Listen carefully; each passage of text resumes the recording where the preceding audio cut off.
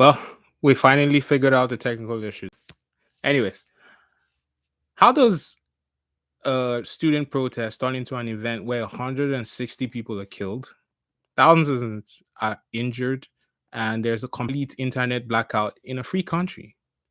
Well, this is the story of the Bangladesh student protests that took place from really from June till now, that has seen millions of dollars in public infrastructure destroyed and quite a few people injured or killed in really what was an expression of free speech. I'm gonna say, okay. So, if you're new around here, welcome to the Wolf of Young Street podcast. My name is Victor. I'm your host. If you've joined a little bit earlier, we had some technical difficulties with the live chat, so I had to kind of like jump out and jump back in, so that I can see your chats and be able to read your messages here. So I'm going to head into the story here. Um, we're going to fly back to 1971 when Bangladesh first got separated from Pakistan. They used to be one country, so to speak, and Bangladesh, having gained their independence in 1971, that fight for independence was led by a group known as the Awami League. And the leader of the Awami League was a man called Sheikh Mujibur Rahman, and he became the first prime minister of Bangladesh. Okay. So fast forward to 1972, his government introduced a freedom fighter quota, which is essentially a law that reserved 30% of the government jobs for people who partook in the fight for the liberation of Bangladesh.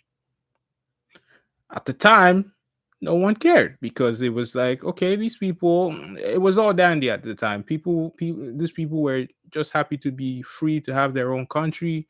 They were happy, grateful for these veterans who had fought for their freedom. Okay. Now you fast forward to 2013, where they began. This was about 40 years after this quota came to be. You began to hear people kind of talking about how kind of unjust and this particular law was. And at the time, it didn't go anywhere. And then you fast forward 5 years later to 2018, there was even louder, and this time protest students were starting to really, really, come out against the law, right? Okay, so when that happened, the prime minister at the time, who so happens to be a lady called Sheikh Hasina, she being by the way, she's the daughter of the first prime minister of Bangladesh. Okay, interesting little link there. She decided to create an executive order to essentially abandon that quota system abandon the quota system. Let's leave it at that. Okay.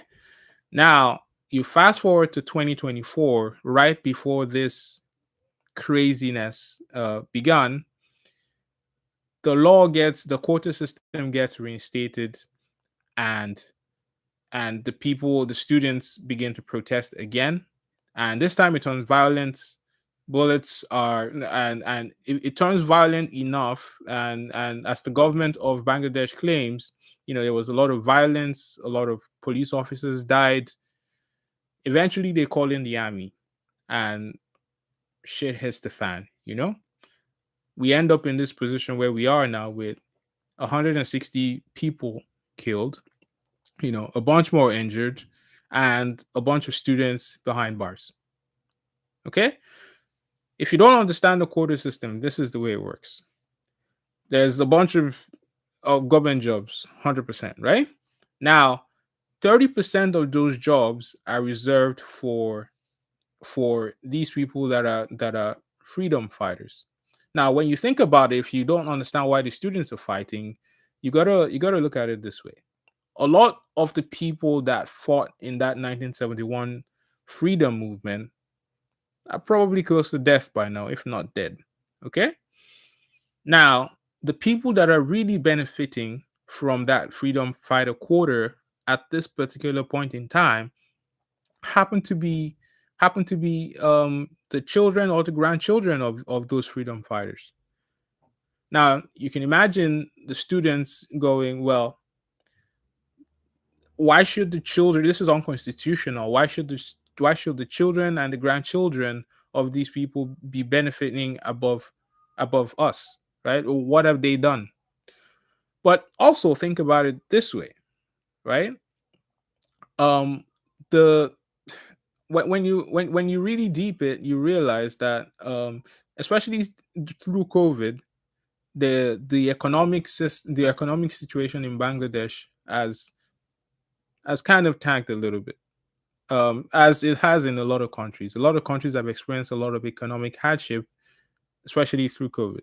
So inflation at the moment is about 10%. Let's put it at that number in Bangladesh, right? So a lot of hardship for the common person, right? The other thing to consider is that Bangladesh's biggest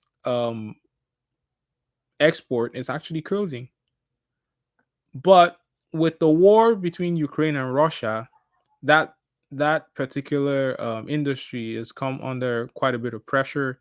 And just in general, the manufacturing industry in Bangladesh is under a lot of pressure because of the cost of energy due to that war between Ukraine and Russia. Okay. So you add that into the fire, you add the economic situation into the fire, and then you think about the fact that in Bangladesh, there's 171 million people. Okay. And then the children and the grandchildren of freedom fighters only account for about 0.13% of the population. What does that account for? That is 200,000, roughly 200,000 people of the 171 million population of Bangladesh. So how do 200,000 people get 30% of these really like basically the jobs that people want, the only jobs that maybe they can get in these really hard times? How do 200,000 people get precedence over the rest, 150 million or whatever, 170 something? Okay, pardon my math there. My point here is that clearly, people began to feel cheated. They began to feel like the system was not particularly fair, right? And then you throw in the fact that in January there was an election. Okay, and there was the Bangladeshi parliamentary election, and suddenly you began to see members of the opposition party disappear. You began to see, I'll tell you a funny story. Well, it's not funny for the person that's spending 6 months in jail, but Yunus Muhammad, Nobel laureate, Nobel Peace Prize winner, uh, he he was arrested on charges of not creating a welfare fund for the workers in one of his companies. Okay, I know it's one of the weirdest. It's one of the weirdest things. The opposition leader, one of the opposition leaders, a guy called what was the name? Fazlul Rahman. Sorry if I butchered that name. Got arrested amidst a bit of unrest during in the lead up to the election, and ends up dying on the floor of a hospital. Okay, so already you can see there's a lot of growing frustration with the current government. And this all comes to a head when during in June, when as the quota system gets reinstated. Now people are like, well, hold on a minute, right? And they really come out to fight, and they start to kind of, you can in any system where people feel oppressed, especially in a country where they feel they should have free speech, you get these kinds of like uprisings to try and push back against any form of oppression, right? Now, so we know the story. Now you know the backstory. You know what happened up until this point, right? What does the government of Bangladesh say about what's gone on? They say, things didn't need to turn violent. They didn't mean for it to be violent. They have their official comment obviously says Well, they feel like there was third party involvement that made this escalate to the point that it has. Who knows really? There's no really no way to prove this. And what they say is that they couldn't stand aside and watch the infrastructure damage. And and really, if you read the news, and I'll read something to you here. Let me just find this real quick. And and this is from just understanding the damage that was done during these protests between June 6th and now. um one of the major establishments in some of the major establishments that got destroyed, the building of the Bangladeshi television, um two metro railway stations. So if you're in Canada, think of the SkyTrain, something called the Kaja Tower, and the hub of the city's internet data cables, and just a lot of, also when you throw in a whole bunch of like police gear that got destroyed during this time, then you realize that obviously there was a lot of increasing frustration during this time, right? So, with all of this having taken place, what was the prime minister doing? This is where you come in and show some leadership, right?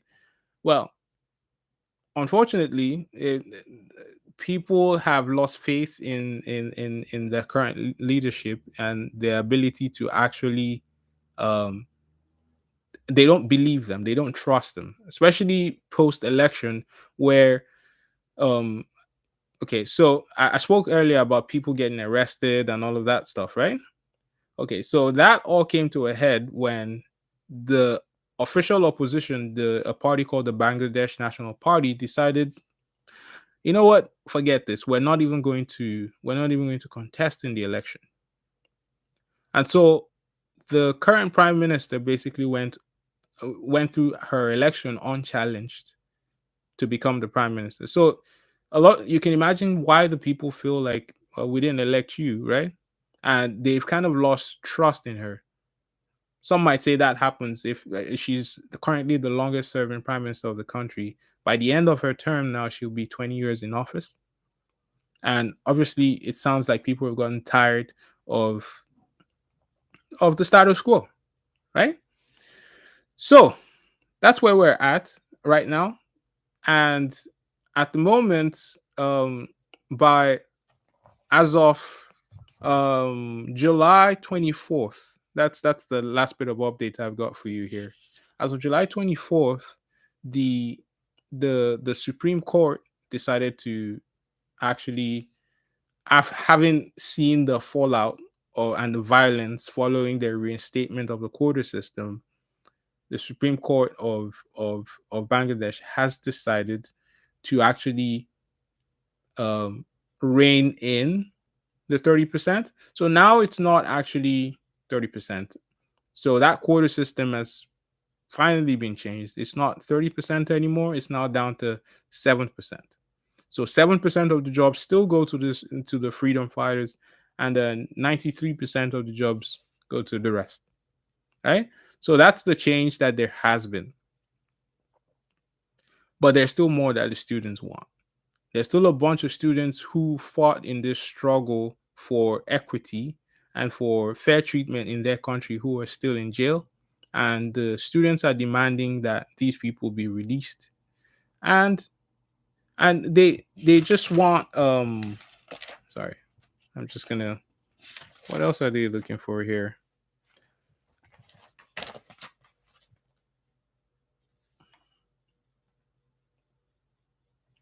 Oh yeah. So they obviously want the people who were arrested and sort of, and put in jail during this struggle of theirs to be freed. But they also would like the prime minister to take responsibility and resign, which is fair, because we are gonna be, let's be honest here, this has been a shit show. It's been wild. It's been really crazy. Because, so think about it this way: if you live in the US, think about this similar to the January 6th event. Imagine the people as they marched on the on Capitol Hill on January 6th in the U.S. Imagine imagine if the police decided to start shooting at people. Okay, and you see my point here. Imagine if during the truckers march, if you're in Canada, imagine if during the truckers march on I think it was Ottawa in a few years ago. Imagine if the army or the RCMP started shooting at people. So for whatever reason, riot control and sort of just crowd control failed, and the government decided on or somehow things got out of hand and a lot of people got killed. And I think it's very fair that the people demand that their prime minister resign. It's only fair. It's only fair. So that's a breakdown of what transpired in the Bangladesh student protests. I've probably missed quite a few things here. I know I've probably missed quite a few things. This is obviously the perspective of an outsider. You guys tell me in the chat if there's stuff I've missed and stuff you'd like to discuss and stuff you'd like us to cover in future videos. Thank you so much for listening. If you're new around here, don't forget to subscribe and comment your thoughts down below. Thank you so much for watching. Bye.